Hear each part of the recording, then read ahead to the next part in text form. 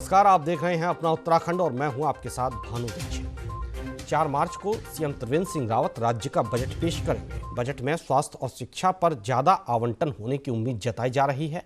वहीं सरकार ने बजट में कई योजनाओं को रखा गया है, जिसमें बेरोजगार युवाओं को रोजगार दिए जाने, किसानों की आय को दोगुना करने समेत कई वर्गों के लिए बजट में व्यवस्था की गई है। तो वहीं रावत सरकार का अंतिम और चुनावी बजट होने के कारण आम लोगों को एक बार फिर उम्मीद है।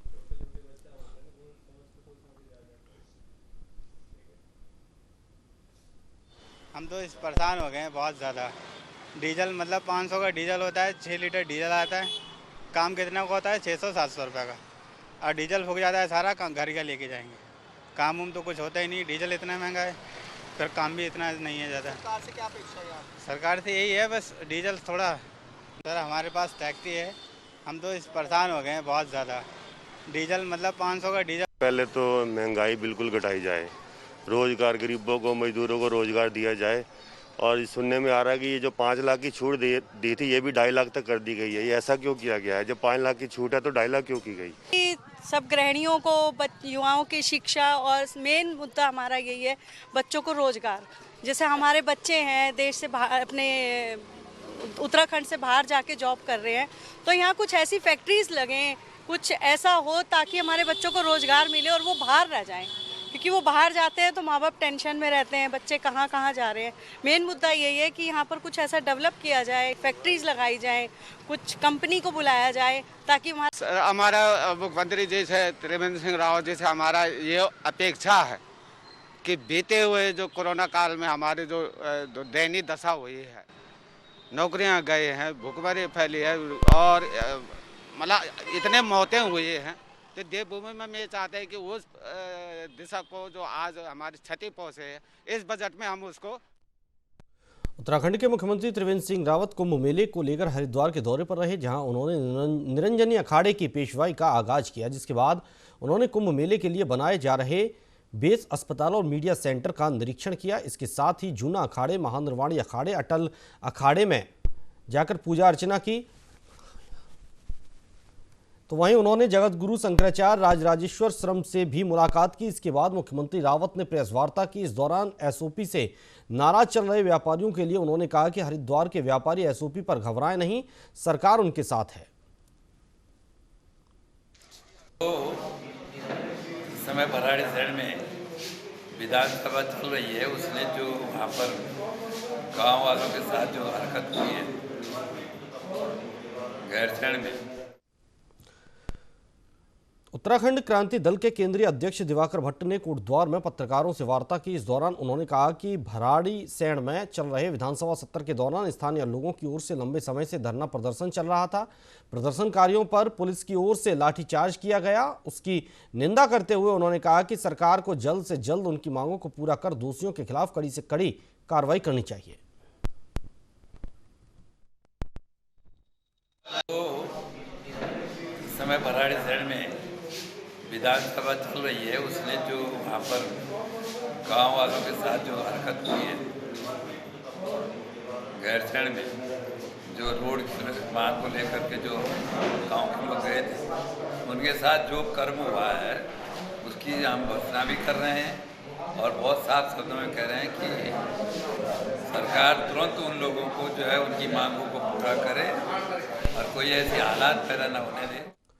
पूरे प्रदेश में गैरसैंण में हुए लाठीचार्ज के विरोध में लोगों में भारी रोष व्याप्त है और इसी कड़ी में जगह जगह धरना प्रदर्शन आयोजित किए जा रहे हैं। इसको लेकर गैरसैंण में महिलाओं, युवाओं, बुजुर्ग पर हुए लाठीचार्ज के विरोध में उत्तराखंड राज्य आंदोलनकारियों द्वारा शहीद भगत सिंह चौक पर प्रदर्शन किया गया और उत्तराखंड सरकार के खिलाफ नारेबाजी की गई।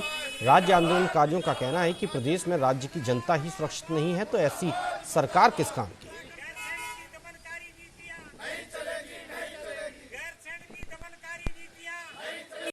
भराड़ीसैंण जो ग्रीष्मकालीन राजधानी उन्होंने घोषित की है गैरसैंण के नाम पर, हम सबसे पहले उत्तराखंड आंदोलनकारी उसका विरोध करते हैं। शर्मनाक स्थिति यह है कि उस इलाके की ग्रामीण महिलाएं एक जुलूस के साथ शांतिपूर्ण तरीके से भराड़ी शहर के अंदर जो सत्र चल रहा था वो मुख्यमंत्री को ज्ञापन देने आए थे। जो उनका ज्ञापन में ये कहना था कि उनकी सड़क पर जो उनके गांव में सड़कें हैं उनको 1.5 मीटर चौड़ा किया जाए। बड़ा दुर्भाग्यपूर्ण है कि एक तरफ तो गडकरी जो भारत सरकार का सड़क मंत्री है उसके बेटे की कंपनी पूरे उत्तराखंड के अंदर ऑल वेदर रोड और जो सुप्रीम कोर्ट का कहना है 8 मीटर वो 10 मीटर चौड़ी करके बना रहा है। लेकिन एक तरफ गाँव वाले जब उसी सड़क की डिमांड करने के लिए 1.5 मीटर बनाने जाते हैं तो उसके ऊपर ये सरकार लाठीचार्ज करती है। उत्तराखंड राज्य के अंदर जो आंदोलनकारी शक्तियां थी उनको सरकार द्वारा अपनी मांगों के मुद्दे पर, जिस तरह से आपने देखा होगा कि भराड़ी शहर के अंदर गैरसैंण की राजधानी के सवाल पर और राष्ट्रीय राजमार्ग को चौड़ीकरण के सवाल पर कुछ उत्तराखंड आंदोलनकारी और उत्तराखंड महिलाएं जो इस राज्य की तृतीय शक्ति हैं उनका एक विरोध प्रदर्शन चल रहा था और भाजपा के कुछ नेताओं के इशारे पर उन पर महिलाओं पर लाठीचार्ज किया गया। ऋषिकेश में बढ़ती महंगाई को लेकर कांग्रेस की तेवर तल्ख दिखे। डोईवाला में कांग्रेस कार्यकर्ताओं ने गैस और डीजल पेट्रोल के बढ़ते दामों को लेकर गैस की शव यात्रा निकाली। कांग्रेस ने आरोप लगाया कि महंगाई 7वें आसमान पर है। केंद्र सरकार इस पर अंकुश लगाने में नाकाम साबित हो रही है, जबकि कांग्रेस सरकार के समय बीजेपी नेता सड़कों पर उतर महंगाई का जमकर विरोध करते थे।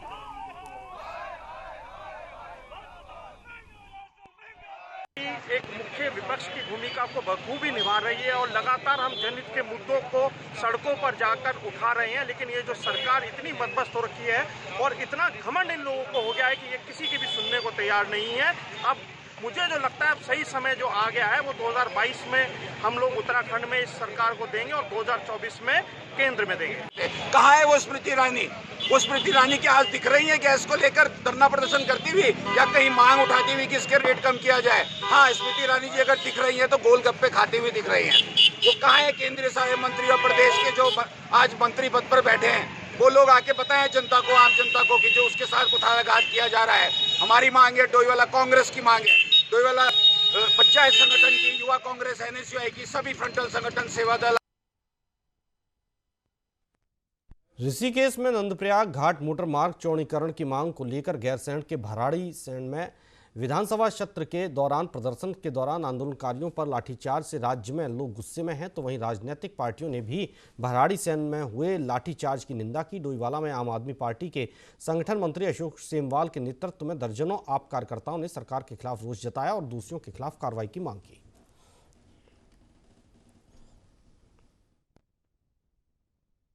जन आंदोलन चल रहा था कई दिनों से, आपको भी पता है, मीडिया को पता है, और ये जन आंदोलन जो है इसको जो है इस तरह से लाठीचार्ज जो कर दिया गया है, जो कि एक निंदनीय घटना है उत्तराखंड के अंदर। तो ये शांति से आंदोलन कर रहे लोग और वो सिर्फ मिलने के लिए जा रहे थे, क्योंकि 2 बार 2 मुख्यमंत्री जो है वादा कर चुके थे कि जो है उत्तराखंड में जो है ये सड़क बननी चाहिए, तो इसका चौड़ीकरण होना चाहिए। उसको बहुत साल हो गए थे और वो करने के लिए सरकार को वो करने के लिए चिताने के लिए एक शांतिपूर्ण ढंग से जा रहे थे और उस तरह जो है उसको जो है उकसाया गया और इस तरह से जो काम कराया गया, उस पर लाठीचार्ज जो किया गया, उसमें हमारी बहुत सारी महिलाएं भी हैं और महिलाओं का ये अपमान।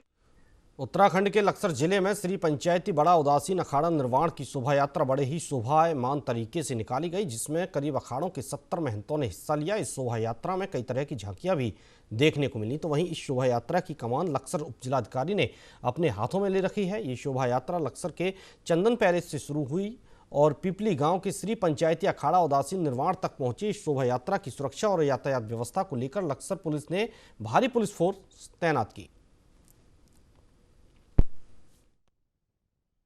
जो पिपली के मानते हैं वहाँ तक ये हमारा एक कुंभ का जुलूस जा रहा है, जिसके लिए हमारे द्वारा 12 सब इंस्पेक्टर, 30 कांस्टेबल, लगभग 2 प्लाटून PSC लगाई गई है।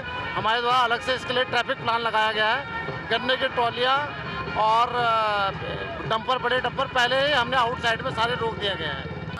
आज कुंभ 2021 के दृष्टिगत श्री पंचायती बड़ा अखाड़ा उदासीन की जो जमात है वो गुजरात से कल शाम को लक्सर पहुंच गई थी।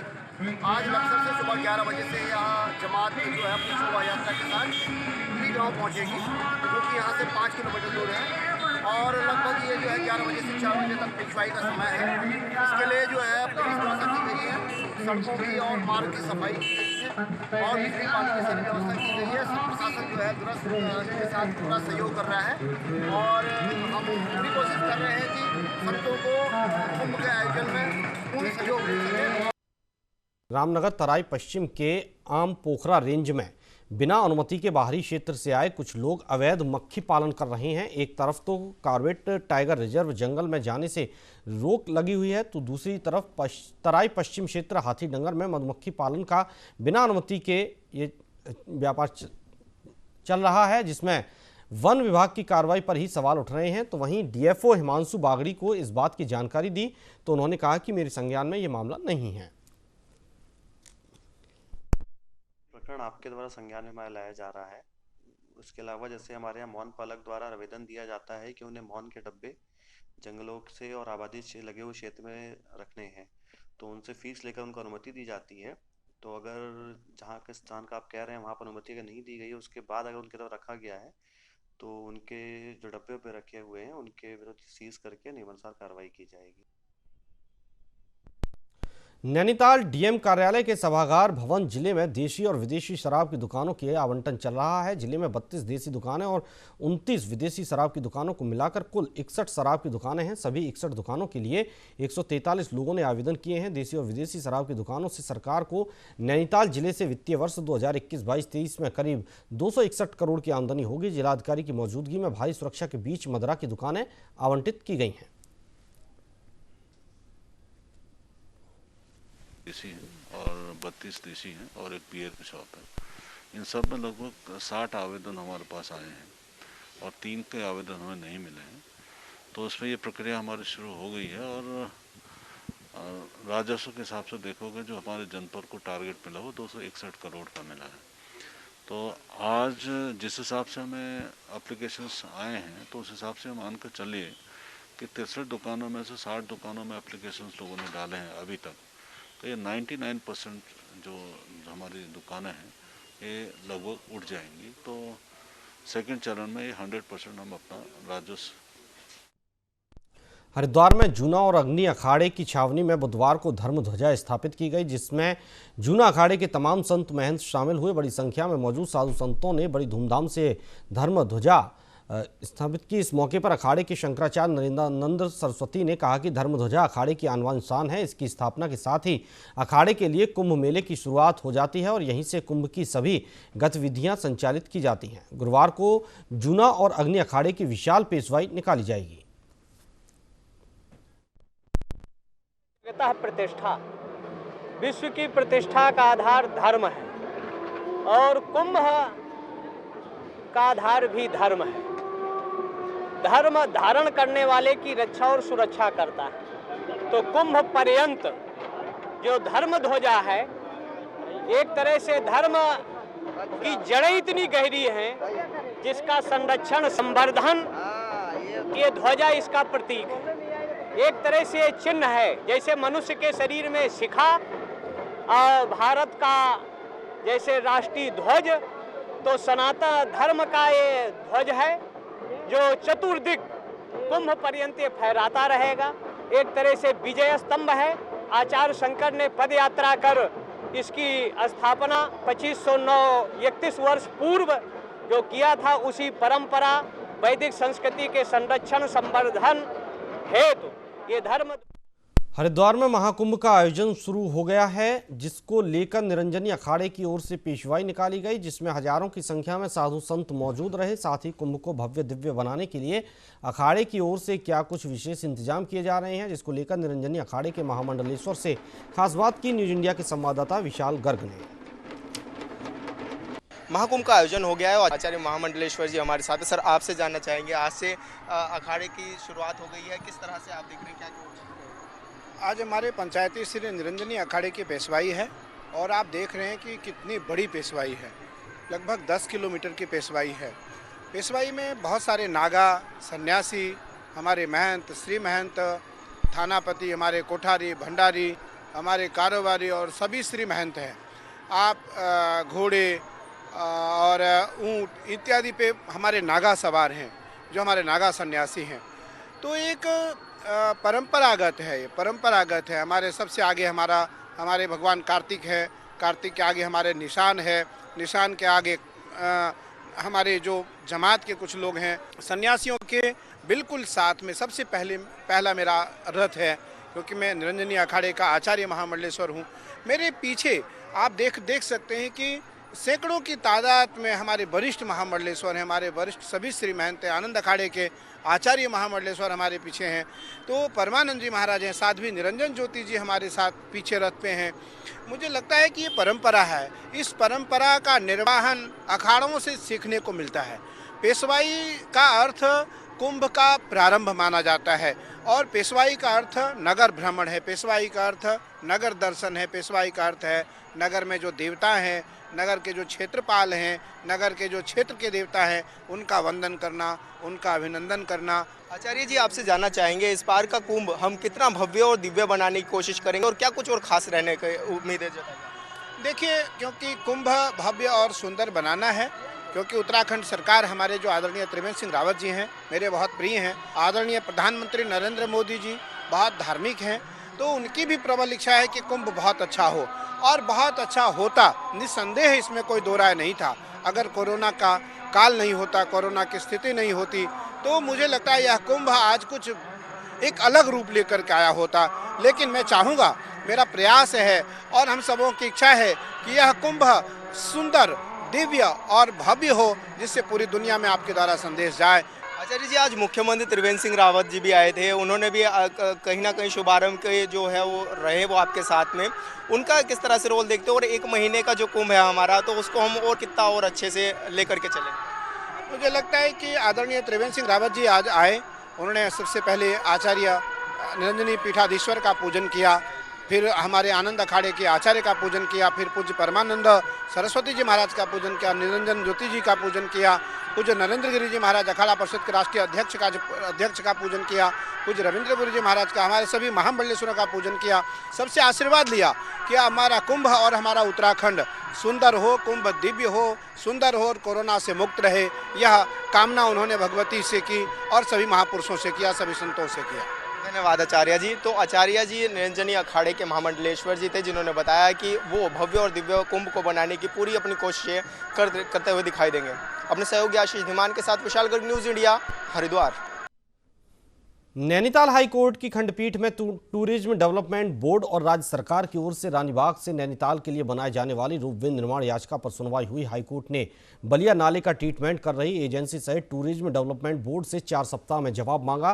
तो वहीं मामले की सुनवाई कोर्ट ने 4 सप्ताह बाद की तिथि नियत की है। आपको बता दें कि प्रोफेसर अजय रावत ने जनहित याचिका दायर कर कहा कि टूरिज्म डेवलपमेंट बोर्ड और राज्य सरकार की ओर से रानीबाग से नैनीताल के लिए रोपवे का निर्माण प्रस्तावित है। रोपवे के लिए निहाल नाले और बलिया नाले के मध्य मनोरा पीक पर निर्माण कार्य होना है। नैनीताल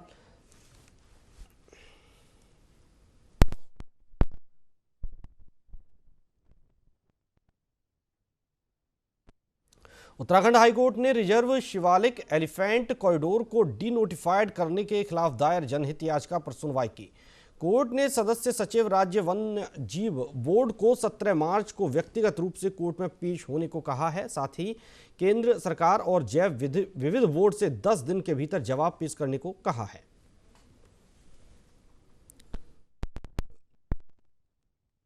देखिए, शिवालिक एलिफेंट रिजर्व को डीनोटिफाई करने का जो निर्णय था, पहले तो राज्य वन्यजीव बोर्ड का 24 नवंबर 2020 का और उसके पश्चात उत्तराखंड सरकार का 8 जनवरी 2021 का, उस पर माननीय उच्च न्यायालय पहले ही स्टे ऑर्डर पारित कर चुका है। आज जब मामला पुनः सुनवाई पर आया तो राज्य सरकार की ओर से एक प्रति शपथ पत्र जो है वो प्रस्तुत किया गया, लेकिन राज्य वन्यजीव बोर्ड की तरफ से ना कोई प्रस्तुत हुआ और इसलिए माननीय उच्च न्यायालय ने राज्य वन्यजीव बोर्ड के सदस्य सचिव को व्यक्तिगत रूप से 17 मार्च को जो है सुनवाई में बुलाया है। उत्तराखंड हाईकोर्ट ने राज्य सरकार के उस फैसले पर सुनवाई की जिसमें 5 हेक्टेयर से ज्यादा वन क्षेत्र जो 60% से अधिक घने और 75% से अधिक स्थानीय प्रजाति के पेड़ों वाले वनों को ही वन क्षेत्र घोषित किया गया था। कोर्ट ने 5 हेक्टेयर से कम क्षेत्र में फैले वनों को वन नहीं मानने के खिलाफ दायर जनहित याचिका की सुनवाई की और राज्य सरकार से कहा कि पर्यावरण को बचाना और विकास कार्यों को करना भी सरकार का काम है। अगर सरकार के पास ऐसा कोई डेवलपमेंट का प्लान है तो उसे 4 सप्ताह के भीतर कोर्ट में पेश करने को कहा है।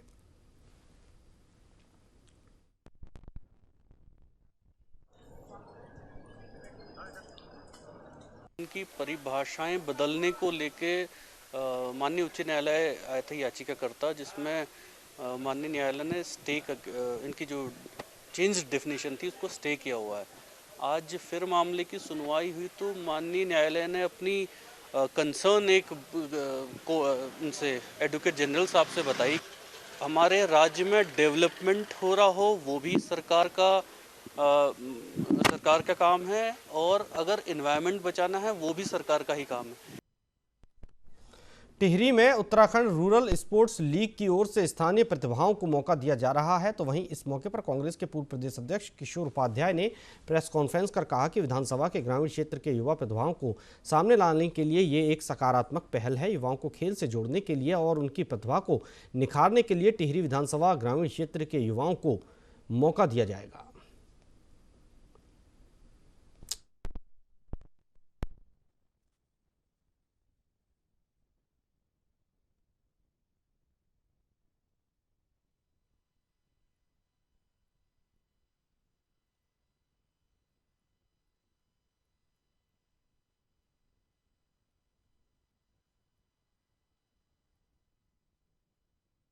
रामनगर में 2 दिन पहले बाइक सवार 3 लोगों ने एक डॉक्टर पर हमला कर उनसे लूट की वारदात को अंजाम दिया था। इस मामले में पुलिस ने खुलासा करते हुए 2 आरोपियों को गिरफ्तार किया है। साथ ही आरोपियों के पास से लूट की बाइक और मोबाइल फोन बरामद कर लिया। लूट के आरोपियों की शिनाख्त अनस और जावेद के रूप में हुई है। इस मामले में एक आरोपी अभी भी फरार है।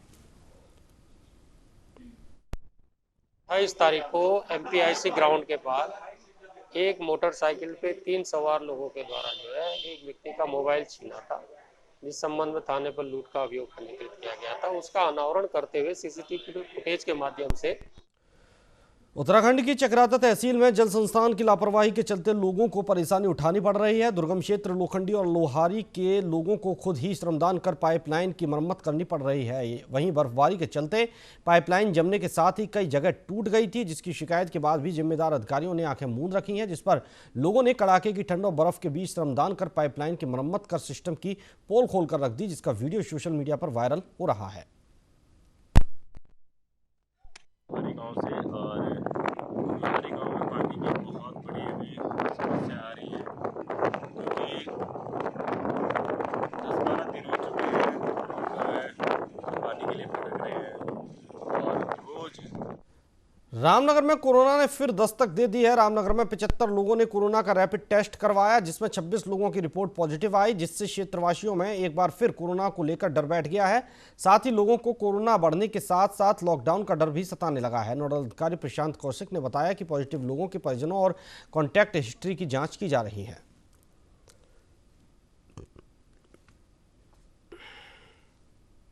26 लोग पॉजिटिव आए, जिसमें एक महिला है, और मुख्यतः जो आर्मी में भर्ती जाने के लिए थे उनके टेस्ट किए गए थे, उनमें ही ये 25 लोग पॉजिटिव आए हैं और एक महिला पॉजिटिव है। उत्तराखंड में आगामी 2022 में होने वाला विधानसभा चुनाव भाजपा और आम आदमी पार्टी के बीच ही सिमट कर रह जाएगा। कांग्रेस की अंतर्कलह के कारण इस चुनाव में कांग्रेस का सुपड़ा साफ हो जाएगा। ये दावा बागेश्वर जिले में पहुंचे आप प्रदेश प्रभारी दिनेश मोहनिया ने जनसभा के दौरान किया। जनता के मिल रहे सहयोग से सत्ता में आने पर राज्य की अवधारणा को सरकार साकार करने में कोई कोर कसर नहीं छोड़ी जाएगी।